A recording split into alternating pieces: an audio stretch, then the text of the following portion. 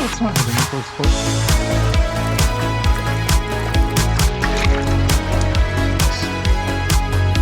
It's doing it by itself. Whoa. Ran the curve over there pretty good. Oh, bro, I drive a BRZ.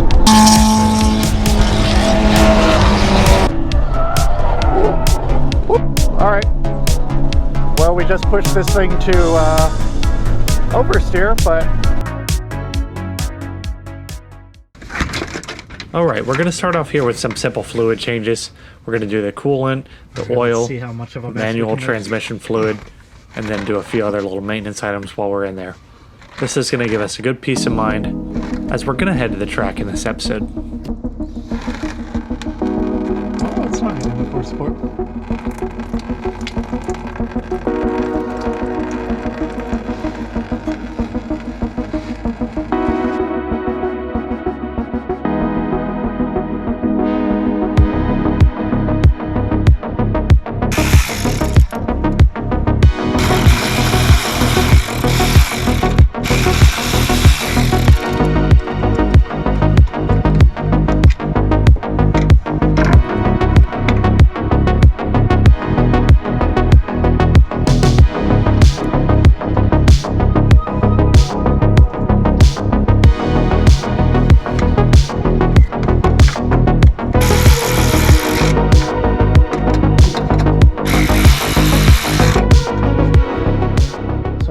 Out, which is not totally a surprise to me, but there's not a ton of information on second-gen cars and how to do some of this maintenance.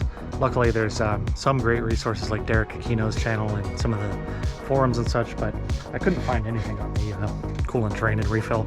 So what we're going to do is we're just going to go ahead and finish draining this thing, and then once that's done, we're going to tighten that drain valve back up and then fill this thing up while the car, or fill it up, start the car, run it, massage kind of the upper radiator hose here and some of the other hoses, make sure that it is circulating through the system, let it get up the temp, have the heater on full blast so it goes through the heater core and everything, and yeah, see if we can make that work. Here's that old coolant. It's definitely more of an orangish color than it is pink at this point.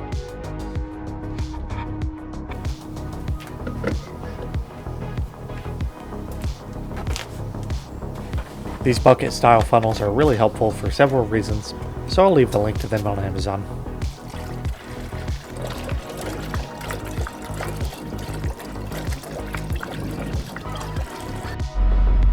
Now that the car's running, let's go ahead and turn this thing to full blast here. Not the radio, because we don't want to get demonetized. Put it on full heat. And let her eat.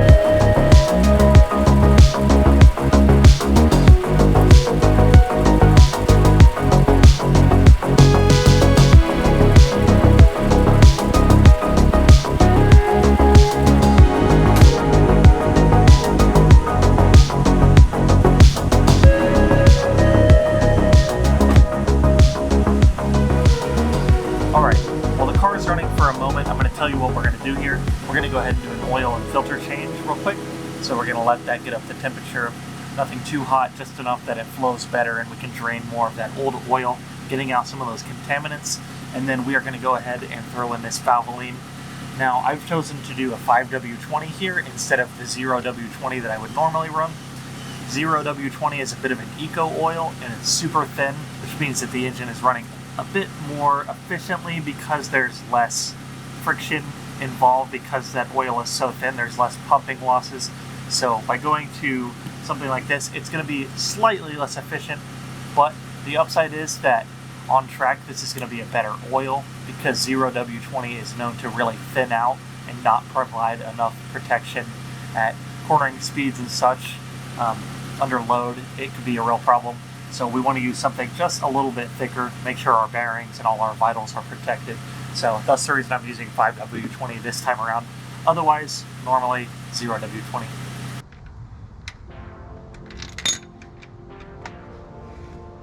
Ooh, look at that. Clean. Oh man, it hit me after I splashed it out, but I didn't get any on me. That was pretty good.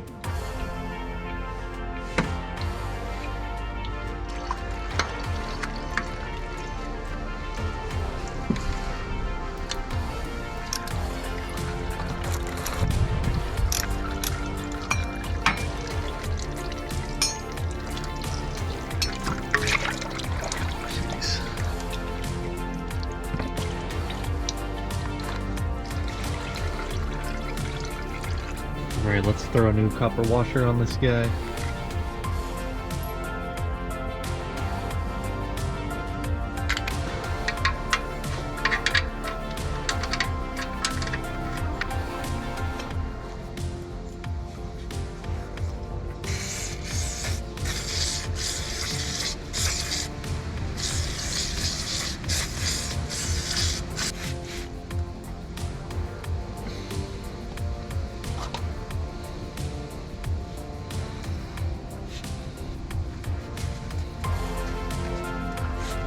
Clean this guy off.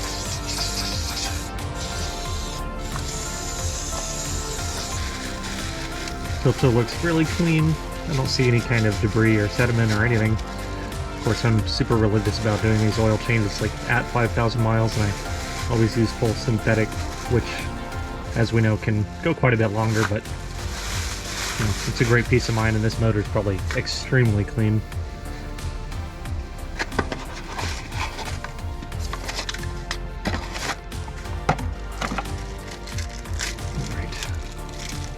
This O-ring is for the bottom here, but this has been kind of recently replaced.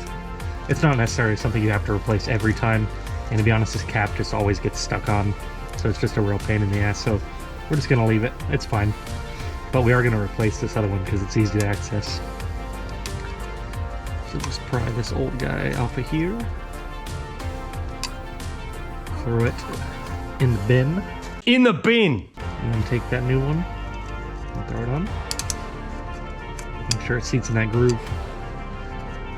Just like that. And then pop this new filter in. It's not directional, it doesn't matter. We'll go ahead and thread this back up there.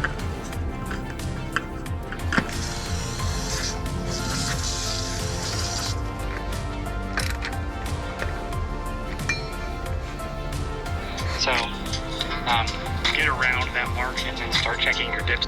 I don't know where that filter is, so we're going to use this comically long one. The car is up in the air, and we don't want to overfill this thing, so we can't really get an accurate reading until this thing's back on the ground. We still have some more work to do under there, otherwise I'd put it on the ground.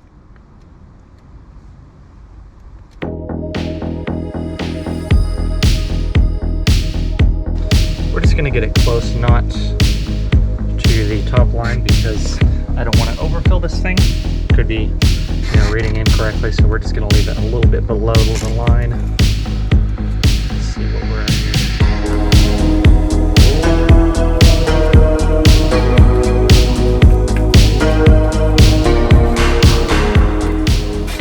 With those fluid changes behind us, it's time to clean this pod filter.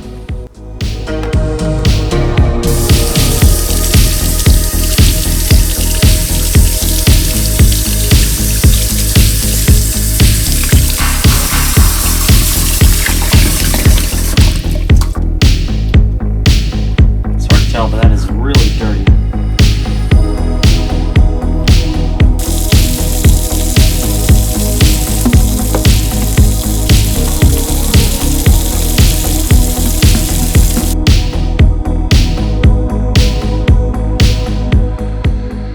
We'll leave that to dry for quite a while before we reuse it again.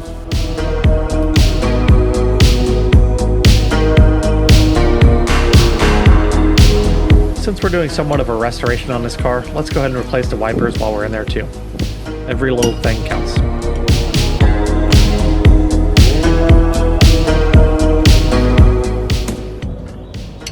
Alright, so what we're looking at right now, that is the drain plug. It is towards the cross member here, not the front cross member under the core support area. So I'm laying under the car, and this is the transmission, and this is the motor on this side. It's right here. This should be at 24 millimeter from what I'm seeing. Okay, crack that loose pretty easy. And actually, I'm thinking before we do that, let's make sure that we can get off the drain bolt first. That is important. And that is going to be the guy right here. On the front of the transmission, there is a sticker saying to check the manual about this. Toyota transmissions are a little peculiar with fluid, so you can go into depth on that. I'm not going to cover that here necessarily, but yeah, just beware of some of the intricacies surrounding transmission fluid changes on Toyotas.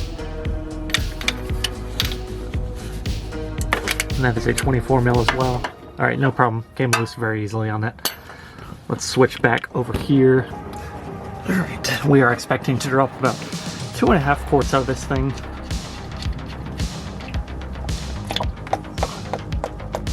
It's gonna glug its way out since we don't have the top hole open up. So let me pull that drain plug, and this should start to come out a little more smoothly. And actually, looking at it with the light passing behind it, it's fairly light colored. So, oh shoot! Oh no! Once I did that, it just shot everywhere. Well, that massive oil slick now covering some 600 square miles of... What can I say? When you've been holding it for years, you gotta go. And I'm noticing, I think that is a washer on there. I'm gonna try and get that off because the fill one had a washer.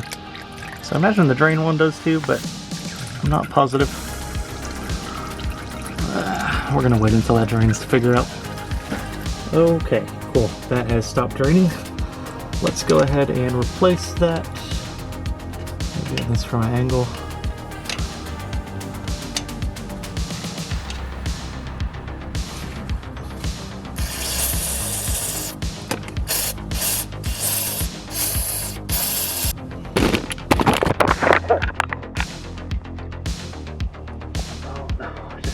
Camera into the gear oil.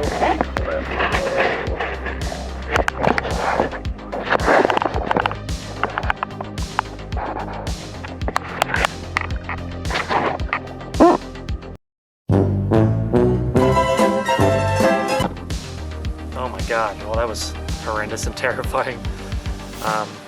Camera is fine, I think, but it's just absolutely covered in trans fluid, which is like the grossest thing in the world if you have ever smelt it or touched it. And so it feels and smells like hot ass. That being said, it does shift modes better than ever thanks to that trans fluid. So anyways, let's finish this job up. Alright, we are going to use our MTLV here. This is a 70/75W GL4 transmission fluid, so this is going to be what this transmission calls for. So it should take about 2.5. What we're going to do is we're going to go ahead and start filling it until we get about to 2.5. And if it starts overflowing before then, we're going to go ahead and stop.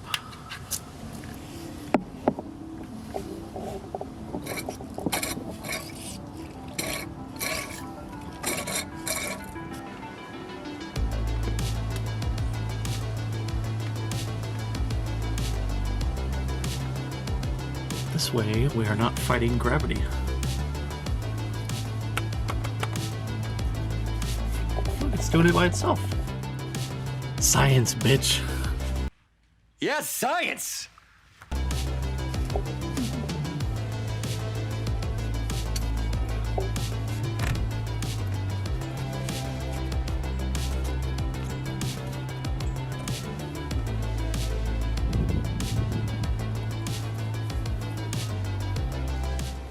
With those solid jobs behind us, let's focus on the part everyone wants to see, getting this TC on the track.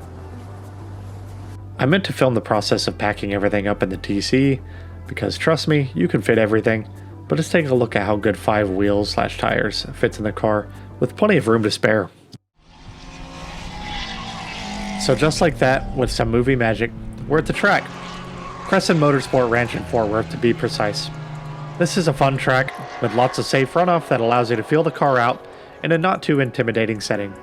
It's going to be a hot one, so let's get the car set up and ready to go.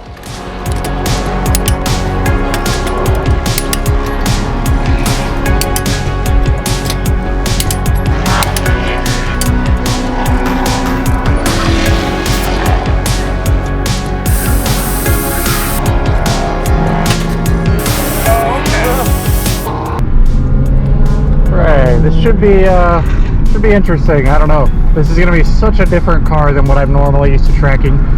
I haven't tracked a front wheel drive, I think but one time back in my old Scion XA that was bone stock and had all seasons, and that was the first track day I ever did.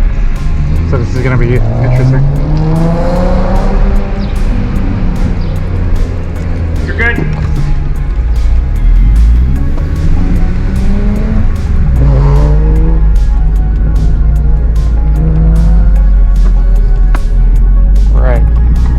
See how it is. All right, let's do this. This is going to be interesting.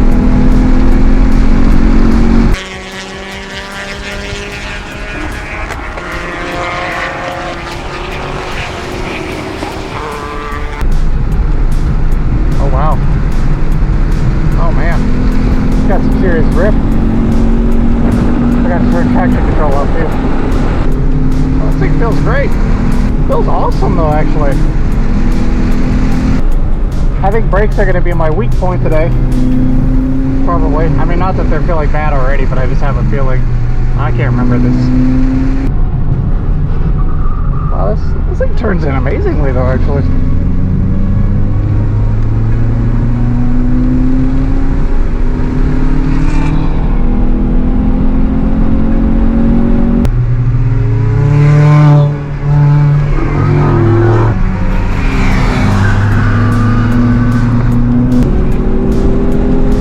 With a 911, like GT3, I think.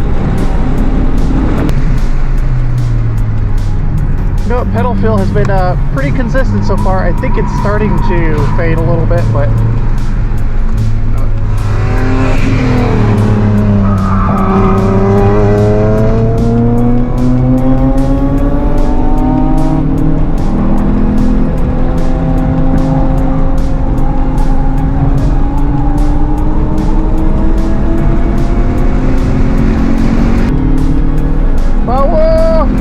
it's a pretty confident car though, actually.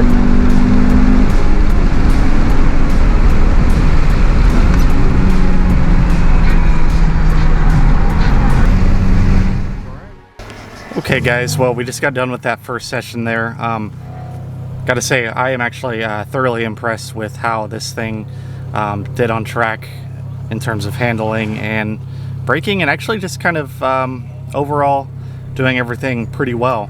It's certainly not, you know, a super competitive build, but you know, that's not even what this was about. It was, you know, can we take a pretty comfortable daily driver that's refined and nice and track pretty decently with it? And so far I'd say yeah, actually. I don't know if that footage turned out even usable for that first session, but I was talking about the brakes probably being the weak point of this setup, and that is because they are the stock calipers with some upgraded rotors and EBC red stuff pads. So we did put good fluid in there as well too, and it held up really well. I was thinking there for a moment it got a little bit soft, but I think this just has a much softer braking feel, and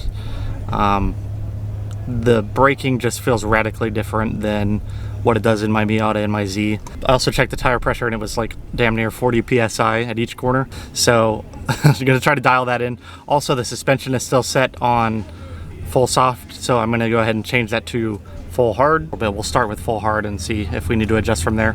But even in that setup, I was still pretty blown away with how the chassis was responding to input. It feels a lot more nimble, and the tire setup on here as well too actually has tons of grip for, I think, what is it, 300 tread wear tire with these. So that, but going super well. I'm gonna cut this short here because, well, it's not really short, it's been long, so I'm just gonna cut it here. These have 30 levels of adjustment, so let's dial them down to 0 and get this thing to full stiff before we get back out on the track.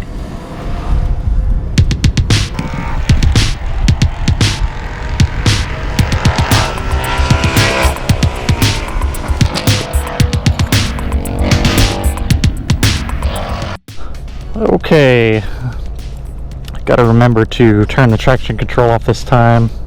Gotta hold it for 5 seconds to fully defeat it and turn off stability control and everything. So didn't do that the first time. Sucks to try to rush these things because you always forget something, you miss something, you are not properly set up.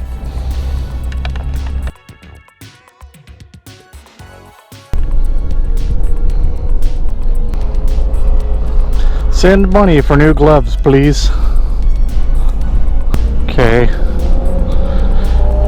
Here we go. Should feel a lot better this session. Dialed in with the pressures and traction control off.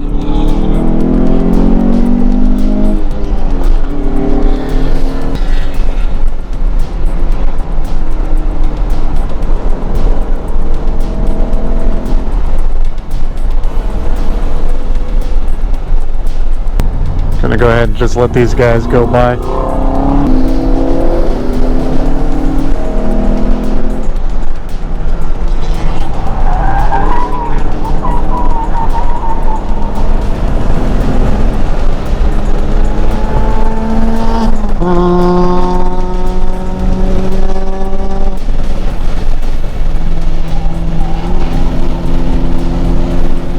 Feels a lot better through that section this time around with the pressure and the suspension dialed in.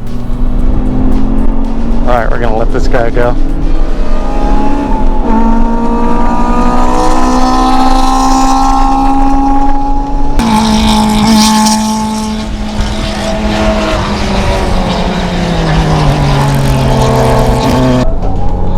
Still got a fair bit of understeer, but you know, heavy, very front biased car.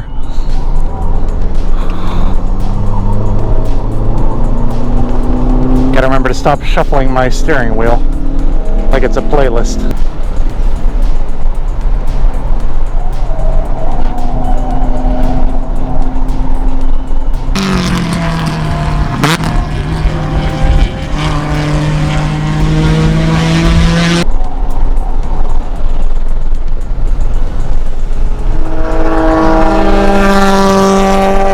Like serious cars out here actually. I don't know how I'm even allowed to run this.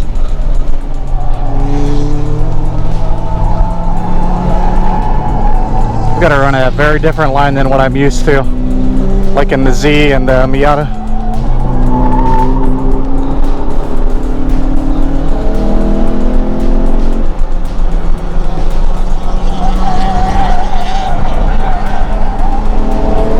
I see ya.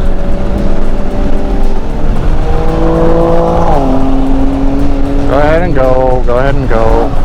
Alright. Alright, there's my only like close-ish competitor is a Mini back there.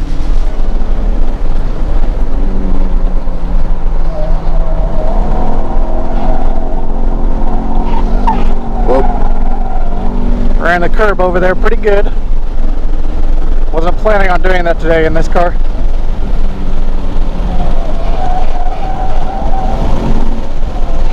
Trail brake it in nice. It is pretty compliant though, I'll give it that. There you go. Take that tighter line there, buddy. It's a Cooper S too, so pretty quick.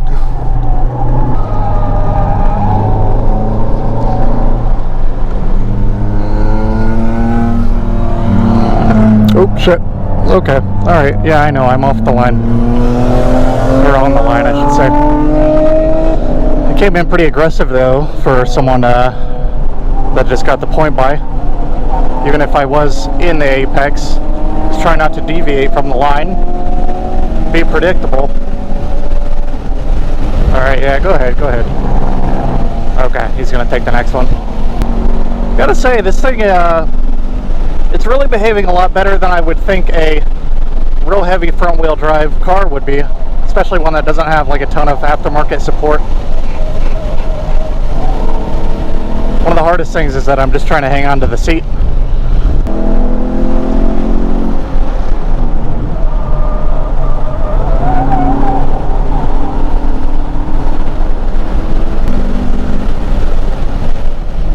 Everything's honestly holding up really well though. Knock on wood grain that Scion definitely doesn't have. I'd actually just say that in the braking, they're not overheating. I really think it's just the pad compound. Now would be a great time to remind you about today's sponsor, Dollar Shave. No, I'm kidding. We don't have a sponsor. I'd love to throw an ad segment in the middle of a track day, like a time attack. I think that'd be fun. Just how dystopian is that? Or your mom's like in the ER and you're like, I'd like to remind you about today's sponsor, BetterHelp. Oh, bro, I drive a BRZ.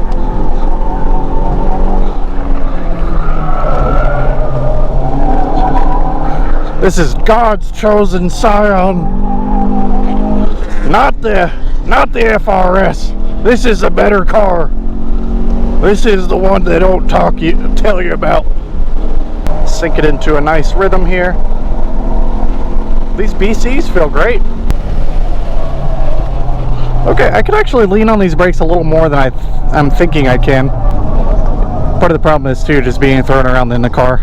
I mean, these cloth seats are, you know, decent for what they are, like kind of touring seats, but yeah, I'm still kind of having to brace myself in.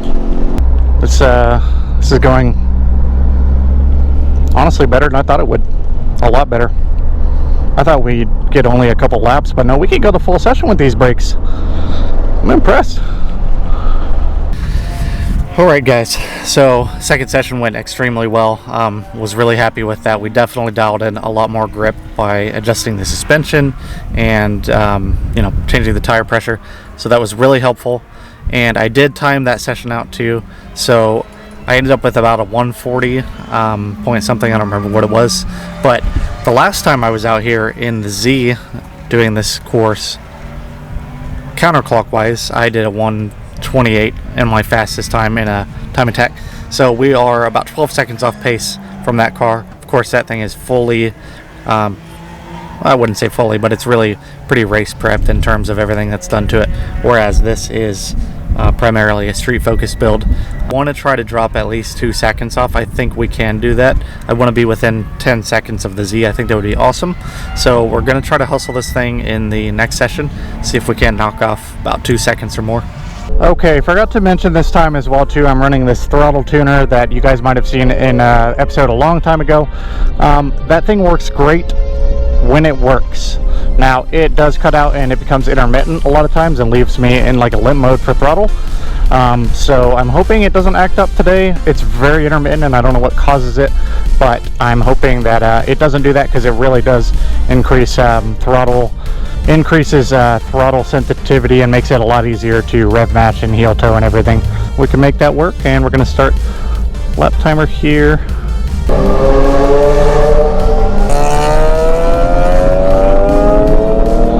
Alright, immediately I got to stop shuffling the wheel.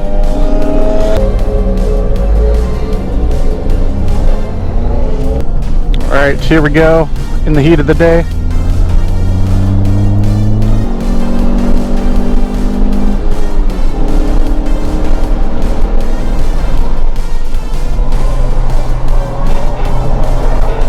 Alright, this is the one.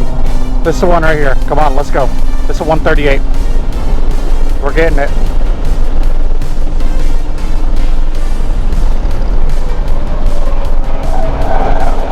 Come on. Come on. Rotate it. There we go. Later here, later here.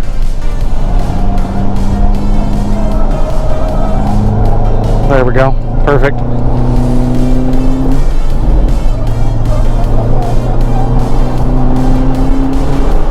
Might have scrubbed off a little much speed there.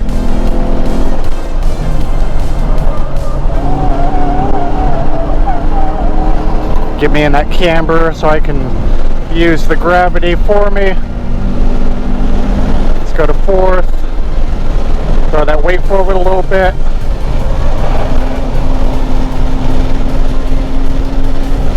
Come on, baby.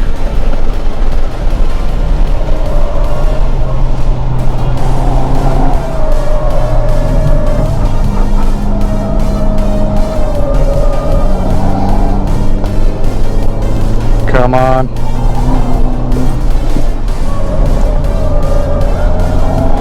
Give me the 138. Come on, we got this.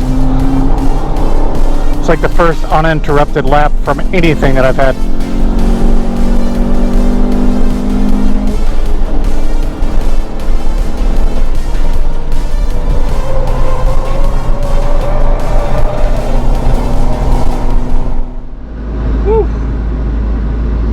Guys, man, that was a good time. That was awesome. I can't believe just how good this thing did. I'm still very surprised from all that. And the best part about it is, even on this 100-degree day, when I just spent the entire morning and a lot of the afternoon out there in the heat, I can drive home in this quiet and comfortable car. And it's not loud. It rides well still. And I gotta say, I think this this headliner insulation is actually doing a really great job. It doesn't feel like it's struggling as much as it would during these summer months. I mean, it is 100 degrees outside right now, literally, and it's keeping up just fine. And it certainly contributed to the overall quietness of this car now. So extremely nice to be able to just drive this car home in peace and quiet when I'm tired. Alright guys, just a couple follow-up notes from that. There's a few things that really need addressing, but these are the top ones. It really needs throttle tuning in order to be easier to use on the track. Instead of that box, it keeps failing me. It needs better seats to hold me in, and it also needs a bit of suspension adjustment and sway bar tuning. I really want that car to rotate. It was very understeer and push heavy through the corners, so by adjusting it to get a little bit more rotation, I think that's going to help us out a ton. And all of those there are plans for in the future episodes. So I want to thank you guys so much for watching these episodes. Thank you for pointing out this stupid hair that's up on my head. I don't know what's going on here. And we'll see you in those future build episodes. Thanks for watching, guys.